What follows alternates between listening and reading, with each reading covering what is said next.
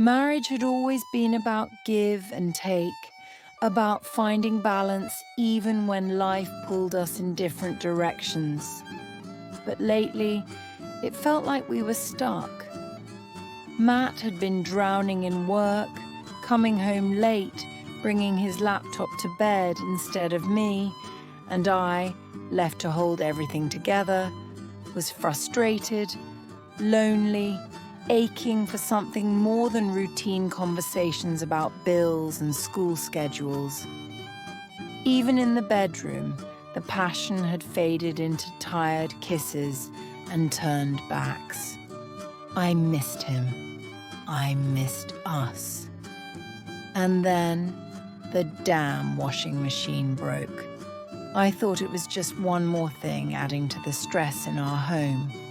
"I'll fix it," Matt insisted, rolling up his sleeves as if determined to prove himself. I sighed. "Why not just call a repairman? You already have so much—" "I've got this, Rita," he cut in, flashing me that confident smirk I used to adore. Fine, let him play handyman.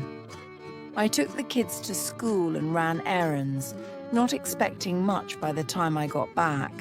But when I walked into the kitchen, I found Matt, crouched over the disassembled washing machine, surrounded by scattered tools, wires, and misplaced determination. I laughed before I could stop myself. "Wow, looks like surgery in here." He looked up, sweaty, determined, and something about the way he owned the space made my stomach flip. "It's ready to test. Load it up." I grabbed a basket of dirty clothes and bent down to load the machine. And that's when I felt it, his hands, strong, warm, gripping my waist, his body pressed close behind me, his breath hot against my neck, a slow, deliberate touch that sent shivers straight down my spine. "Matt?" He didn't answer, just ran his hands up my sides, his grip firm, possessive. God, I had missed this, missed the way his touch could set my skin on fire in an instant. I turned in his arms, and the next thing I knew, our lips crashed together. "Upstairs," I whispered against his lips, my hands fisting in his shirt, but to my utter horror, he pulled back. "Let me test the machine first," he said. My mouth fell open. He was serious. The washing machine over me? I was offended, shocked, dying with frustration. I crossed my arms as he pressed the button. The machine whirred to life. "See? I fixed it," he beamed, so damn proud of himself. The washer vibrated, rumbled, shook with new energy, and so did I when he suddenly lifted me onto it. "Matt?" He silenced me with a kiss. Deep, desperate, hungry. The vibrations of the machine hummed through me, making me shudder, making the air between us crackle with electricity. His hands slid up my thighs, his touch demanding, rough, needed. The space between us disappeared. This wasn't just about passion, this was reclaiming us.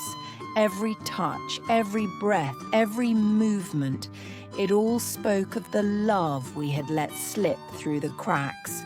The machine's rhythm matched the rhythm we found in each other. And just like that, we came back to life. We sat on the kitchen floor after, tangled in each other, breathless, laughing, alive. "Best repair job ever," I murmured, tracing a finger over his chest. He grinned, pulling me closer. "I should break more appliances." I swatted at his arm, but deep inside I knew something had shifted. The tension that had been building for months had snapped, and in its place was something stronger, fiercer, more real than ever: love, desire, and the promise that we would never let this slip away again. I had always believed love was about consistency, about building a life together piece by piece. But marriage wasn't just about stability. It was about keeping the fire alive. And somehow, along the way, we had let ours dim. That night in the kitchen changed everything.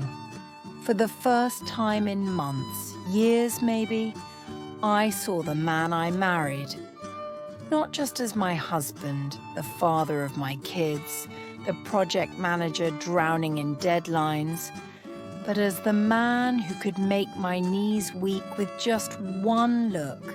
And for the first time in forever, Matt looked at me like I was the only thing in the world that mattered. But one moment wasn't enough. I wanted more. And I knew he did too. The next evening, Matt came home early. No laptop, no phone calls, just him. "Get dressed," he said, tossing me a little black dress I hadn't worn in years. I frowned. Why? Because I booked a babysitter and we're going out. I blinked. Matt, making plans? This was new. I slipped into the dress, letting it hug my curves, feeling a thrill of excitement as I stepped out to find him waiting, eyes dark with hunger. "Damn," he murmured. "I should take you out more often." The butterflies in my stomach exploded. We hadn't even left yet, and already the night felt electric. Dinner was incredible. Wine, laughter, lingering touches. But it was the drive home that changed everything. We didn't go straight back. Instead, Matt pulled the car into a dark, quiet overlook. I gave him a questioning look. "What are we doing here?" "I've been thinking about you all night." His voice was low, rough. My breath hitched. We hadn't done something this reckless since we were young and wild, sneaking around like teenagers. I should have told him we needed to go home. Instead, I leaned over, lips brushing his jaw, whispering, "Then show me." And under the stars in the heat of the summer night, we made love like we had something to prove. The next morning, Matt left a note on my pillow. "Tonight wear red. Be ready by 8. I felt a thrill course through me, a game, one we had never played before. That night, I slipped into a silk red dress, my heart racing as I walked into the living room. Matt was waiting, suit jacket slung over one shoulder, eyes drinking me in. "We're going to a hotel." I swallowed hard. A hotel. Like strangers meeting for the first time, like lovers who couldn't wait to get their hands on each other. When we arrived, Matt handed me a key. "Go inside first, order a drink at the bar, pretend you don't know me." My pulse hammered. I hadn't felt this alive in years. I slid onto a bar stool, heart pounding, legs crossed, sipping wine when he walked in. And just like that, we weren't husband and wife anymore. We were two strangers, and the way he looked at me from across the room like he wanted to devour me made my breath catch. It was dangerous, thrilling, addictive.